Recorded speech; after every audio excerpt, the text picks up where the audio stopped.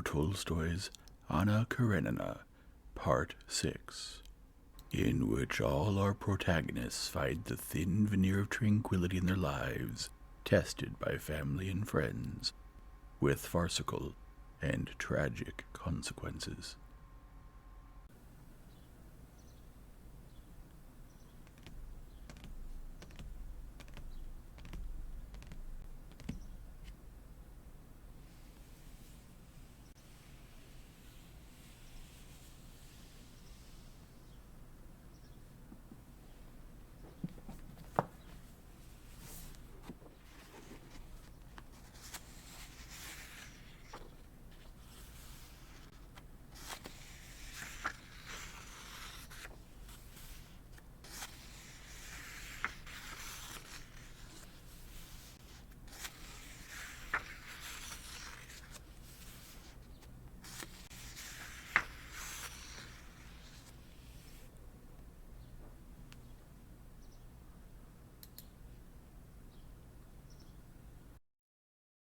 Chapter 3. Kitty was especially glad of the chance to be alone with her husband, because she had noticed a shadow of chagrin cross his face, which reflected everything so vividly when he had come out on the terrace, asked what they were talking about, and received no answer. When they went on foot ahead of the others, and were out of sight of the house on the hard-packed, dusty road strewn with ears and grains of rye, she leaned more heavily on his arm and pressed it to her. He had already forgotten the momentary, unpleasant impression, and, alone with her now, when the thought of her pregnancy never left him for a moment, he experienced what was for him a new and joyful delight, completely free of sensuality, in the closeness of a loved woman. There was nothing to say, but he wanted to hear the sound of her voice, which had changed now with her pregnancy, as had her look. In her voice, as in her look, there was a softness and seriousness such as occurs in people who are constantly focused on one beloved task. "So you won't get tired? Lean on me more." "No, I'm so glad of the chance to be alone with you, and I confess, good as it is for me to be with them, I miss our winter evenings together." "That was good, and this is still better. Both are better," he said, pressing her arm to him. "Do you know what we were talking about when you came?" "Jam?" "Yes, about jam too, but also about how men propose."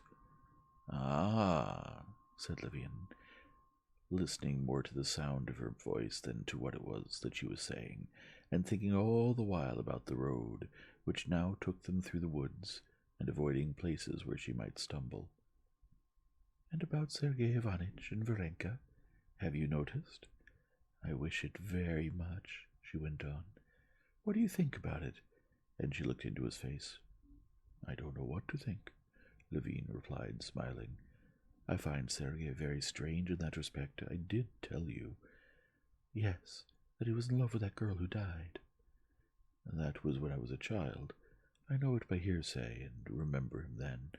He was amazingly nice, but since then I've been observing him with women.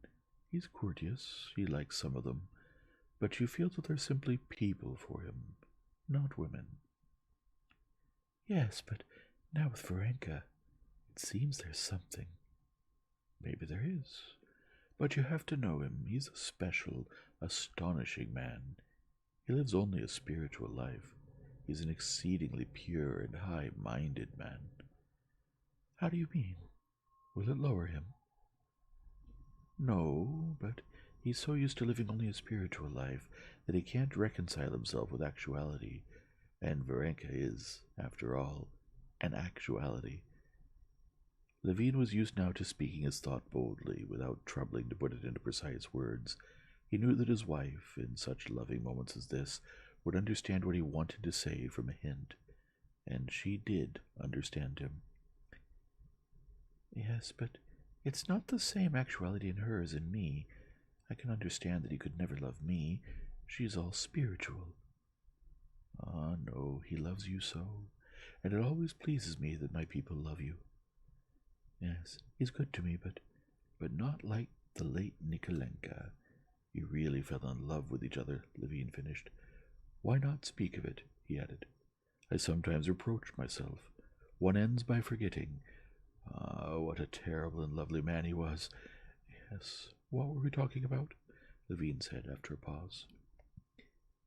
You think he's unable to fall in love, said Kitty, translating it into her own language. Not exactly unable, said Levine, smiling, but he doesn't have the weakness necessary. I've always envied him, and I still envy him even now when I'm so happy. You envy him for being unable to fall in love? I envy him for being better than I am, said Levine, smiling. He doesn't live for himself. His whole life is subordinated to duty, and therefore he can be calm and satisfied. And you, said Kitty with a mocking, loving smile.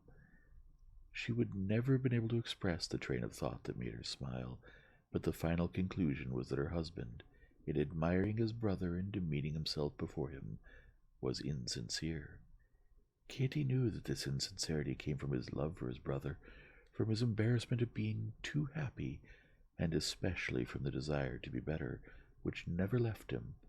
She loved that in him, and so she smiled. And you? What are you dissatisfied with? She asked with the same smile. Her disbelief in his dissatisfaction with himself delighted him, and he unconsciously provoked her to give the reasons for her disbelief. I'm happy, but dissatisfied with myself, he said. How can you be dissatisfied if you're happy? I mean, how shall I tell you? In my heart I wish for nothing except that you shouldn't stumble now. No, you mustn't jump like that. He interrupted him talk with a reproach, because she had made too quick a movement stepping over a branch that lay in the path. But when I consider myself and compare myself with others, especially with my brother, I feel that I'm bad.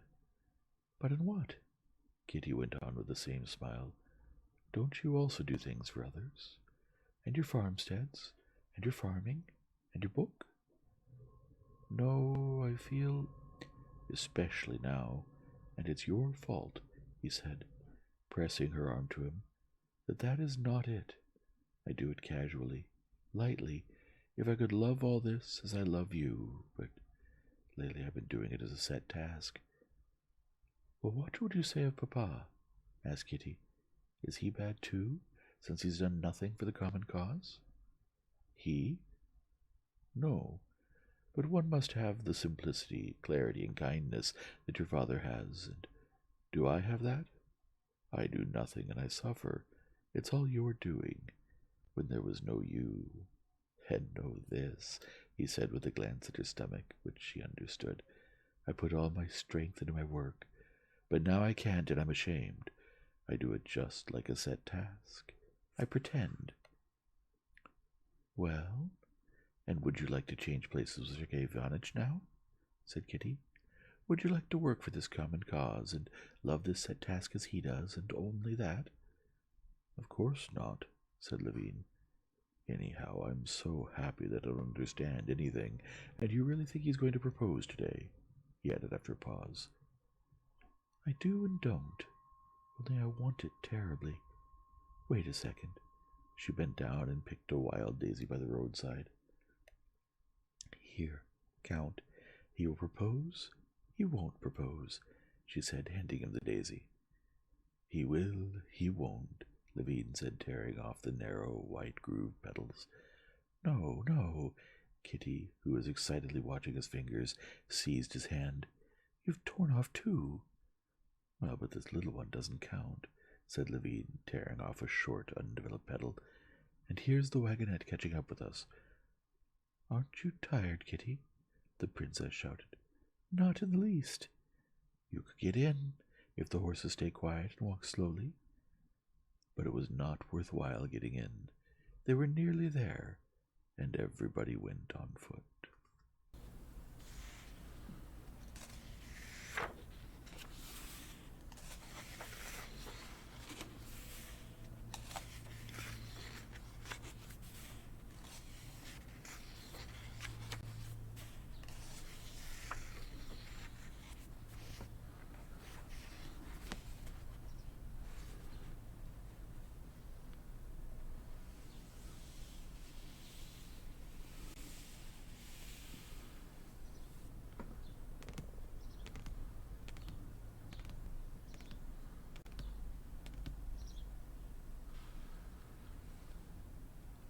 If you enjoy this format, please leave a like and subscribe and return tomorrow for the next chapter.